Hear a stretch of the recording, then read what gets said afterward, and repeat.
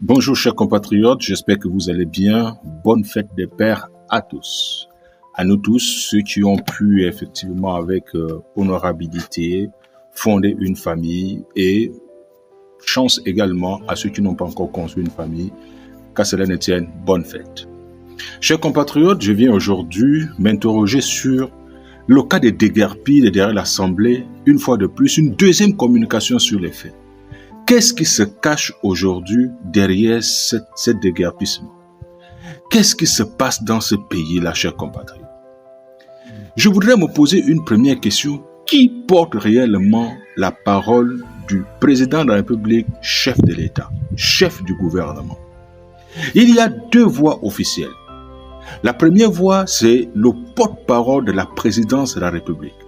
La seconde voix, c'est le porte-parole du gouvernement. Chers compatriotes, depuis la destruction des maisons des compatriotes gabonais, mais également des étrangers de la zone dite Plaine Rôti, derrière l'Assemblée et derrière l'ambassade de Chine, les voix ne font que s'élever, mais il y a quelque chose d'assez étonnant. Je l'avais déjà souligné la dernière fois, c'est le rôle des institutions de la République, à savoir les ministères des Affaires sociales, les ministères en charge de la famille et de l'enfance. Chers compatriotes, où est le vice-président en charge du gouvernement? Où est le vice-président en charge du gouvernement? Depuis la destruction des maisons, des habitats des Gabonais, zéro visite de terrain.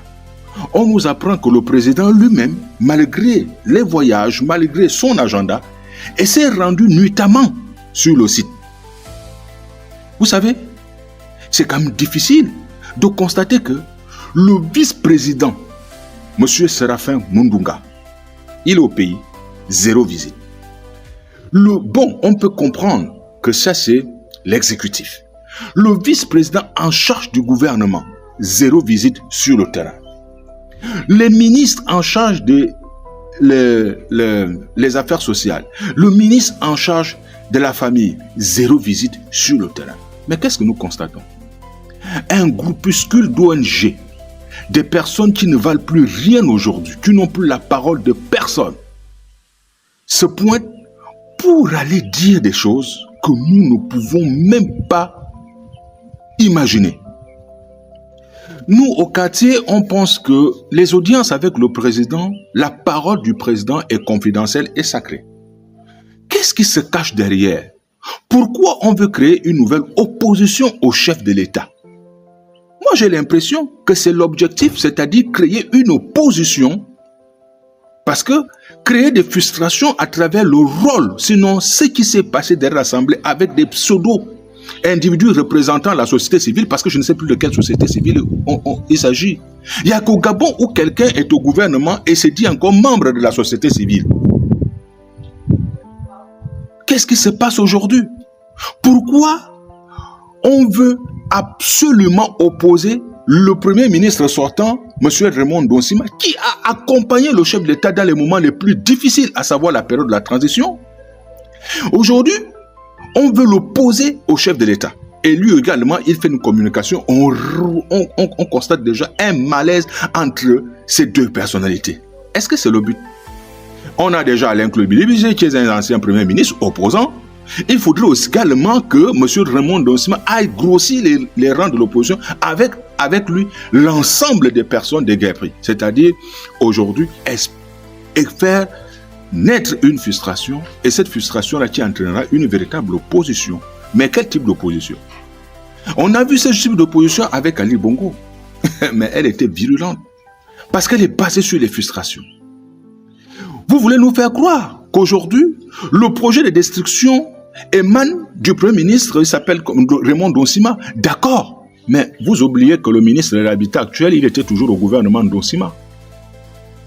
Est-ce que vous voulez nous faire croire que le vice-président en charge du gouvernement ne fait pas de contre-expertise des dossiers qu'il a trouvés sur la table?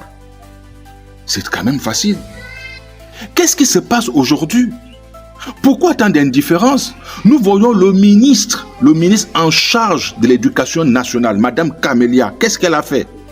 Après avoir écouté la voix du peuple, elle a quand même extirpé, mis en place une stratégie qui concerne à accueillir les enfants qui passent au bac. dans les internats. Mais qu'en sera-t-il après le bac? Pourquoi le ministre des Affaires sociales, le ministre de la famille en charge de l'enfance n'arrive pas aujourd'hui de nous proposer quelque chose? Pourquoi même pas une visite?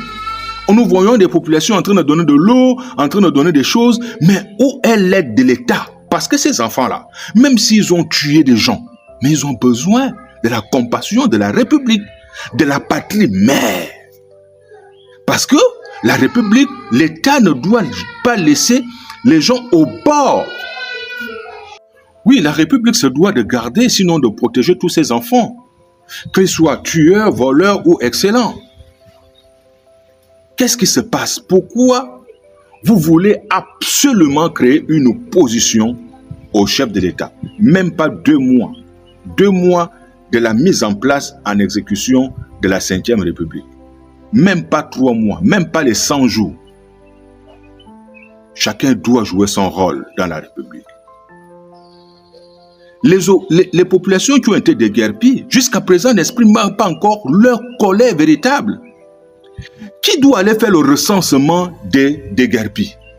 Le ministre, ceux qui ont la mission régalienne, le ministère de l'Habitat. Pourquoi on envoie des pseudo individus représentant les ONG? On n'a pas besoin de ça.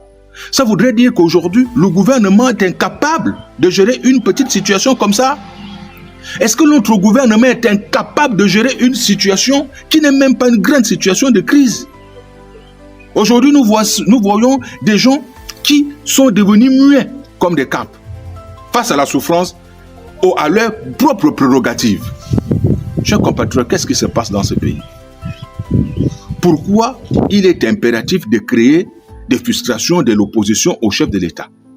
Pourquoi opposer? Après avoir opposé, oui, pendant la période de la transition, toutes les raisons de l'échec étaient portées sur l'ancien régime du PDG. D'accord. Nous sommes tous d'accord sur cette analyse. Mais est-ce que vous voulez nous faire encore croire qu'aujourd'hui, c'est le gouvernement de la transition qui devient responsable des actes posés à la 5e République? Non, il faut que ça s'arrête. Nous ne pouvons plus. Nous ne pouvons plus. On ne mange plus de ce pain. Nous ne voulons plus manger de ce pain. Soyez responsables de vos actes. Assumez vos actes. Ainsi, notre pays sera bien dirigé. Accompagnez au mieux le chef de l'État qui vous a fait confiance. Vous ne pouvez pas à chaque fois vous infantiliser tout en niant vos responsabilités, en les octroyant à ceux qui sont passés avant vous. Au gouvernement de la 5e République, nous retrouvons quasiment les mêmes ministres au même poste. Donc, il n'est pas ici question d'utiliser une pseudo-société civile pour venir narguer les populations, alors que nous savons très bien qu'il y a des gens qui sont payés pour effectivement recenser les gens qui sont dans le malheur. Non, que les ministères jouent leur rôle, que chacun fait son travail. Parce qu'aujourd'hui, nous sommes un peu fatigués des excuses. Il y a un bon programme qui est mis en place, les Gabonais ont des attentes, les Gabonais ont de l'espérance, mais vous ne pouvez pas vous cacher derrière des choses pour utiliser une société civile qui trahit la parole du chef de l'État. L'audience du chef de l'État, comment comprendre que Madame Aminata et bien d'autres viennent trahir, viennent dire « Oui, le président nous a dit ça 2 fois, nous a dit ça 3 fois. » Est-ce que nous avons besoin, nous, que la parole du président soit portée par les non-officiels? Qui réellement porte la parole du chef de l'État? La question, elle est posée. Nous attendons les réponses. Merci.